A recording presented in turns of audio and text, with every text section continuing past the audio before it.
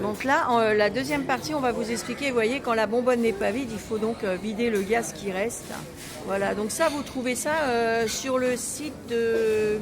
Sur le tien, Jordan, ça c'est là. Elle a été postée où cette vidéo où vous videz le gaz? Chez moi, ah oui, chez Jordan. Olivier, Oui. chez Jordan aussi, d'accord. Chez tout le monde. Ouais, d'accord. D'ailleurs, je crois même que sur cette vidéo-là, on rigole encore à trois parce qu'il y a une bouteille qui est tombée du coffre. Et on s'est encore même dit qu'il y en avait une qui voulait s'échapper. Ouais. Souvent, ça s'est fait. D'accord. Après, on a passé des moments. D'ailleurs, il Le faut. danger, c'est pas la manipulation ou l'explosion, c'est la consommation qui est le plus grand danger. Ben oui, bien sûr. Voilà. Vous pourriez peut-être rappeler vos pages, vos sites sur Moi, c'est Facebook, le vos groupe adresses. Anderlecht Dépotoir à ciel ouvert. Voilà, donc c'est là, Depuis- là aussi depuis vous 5 avez. ans. Voilà, depuis 5 ans. Depuis 5 ans, oui. Donc ça veut dire que ça fait déjà 5 ans que vous ramassez ces bonbonnes et qu'il y a Non, des soucis. ça fait 5 ans qu'on les ramasse. Moi, j'ai créé le site au départ pour la malpropreté, les dépôts clandestins qu'il y avait sur notre commune. D'accord, oui, ça aussi c'est un réel problème. réel problème. Ok, ouais, ça on est d'accord. Par contre, je crois savoir que ce soir il y a une réunion avec le bourgmestre. Est-ce que vous avez encore l'intention d'aller faire un petit coup d'éclat? Est-ce que si les gens sont pas d'accord et veulent vous soutenir, on peut tous aller là-bas ce soir et faire un petit coup d'éclat pour en parler? Oui. Se trouve où cette réunion ce soir? Au bar de l'horloge. Où ça? Au bar de l'horloge. Au bar de l'horloge. Ça, c'est Avenue d'Etterbeek. C'est le café l'horloge. Voilà, ah bon, vous n'aviez pas l'info? Alors, je crois que ça pourrait. Moi, personnellement, j'ai pu croiser le bourgmestre le samedi. On en a discuté. Et je pense qu'il y a des solutions à trouver. Bon, dans l'immédiat, il n'est pas prêt à trouver la solution maintenant. Je crois que dans les jours qui suivent, il sera peut-être d'accord. J'ai croisé les chemins de la propreté qui, lui, a pu informer qu'au niveau régional, se sont déjà concertés avec le service propreté d'Anderlecht par rapport à ça. Donc on sait qu'il y a un réciproque qui va ouvrir ici à Anderlecht.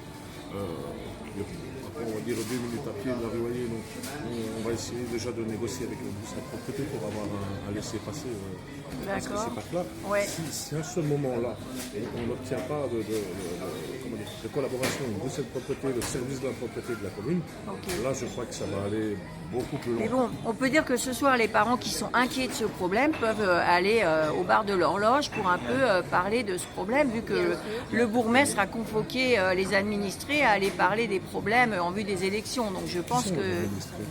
Hein, les administrés, c'est nous. On s'appelle les administrés, non? C'est ça? C'est comme ça qu'on dit, parce que les citoyens, voilà, les citoyens, je me suis trompée de mot. Les citoyens, voilà, nous sommes des citoyens. Les apéros rencontres comme... Voilà, c'est ça, oui, il y a un apéro, voilà. Mais comment je vais dire ça? Nous, on a déposé, écoutez, on avait le choix en fait. Soit on déposait tout devant la porte du bourgmestre, ou devant la porte de l'Espagne, ou devant la maison communale. C'était la demande des citoyens de base, de dire allez tout déposer là-bas. Donc nous, comme j'ai prévenu, comme j'ai dit, déposer tout devant la porte du bourgmestre, ça atteint le privé. Tout déposer devant la porte de l'Espagne, ça atteint le privé. Donc on s'est dit non, ça on peut pas. Après, je crois que aussi bien Olivier que Anna est quand même d'accord sur le fait qu'on souhaite chercher des solutions. On n'est pas là pour faire la misère, on veut des Mais solutions. bon, là, il y a quand même la mise en danger d'autrui, c'est important quand même. Donc là, c'est quand même son travail au bourgmestre de régler ce problème. Tout à fait. Parce que là, Il n'y a pas longtemps, Place Litz, ils ont fait une descente dans une librairie. Et la personne a été condamnée. C'est je ne sais pas combien de milliers de bouteilles de protoxyde qu'ils ont trouvées. Donc si on sait le faire d'un côté sur une commune, pourquoi le faire ici sur notre commune? Et il ne faut pas oublier aussi que ça c'est devenu du business aussi. Malheureusement, c'est la vérité. En fait, en plus c'est de la drogue, plus c'est du business. Il y a quelques mois, ça ne concerne pas directement à nous, à Anderlecht, mais indirectement à Saint-Pétersbourg, dans un très gros dépôt, ils ont trouvé 3000 ou 5000 bouteilles remplies et c'était du business pour les vendre. Pourquoi on doit y arriver jusqu'à ce point-là? Pourquoi?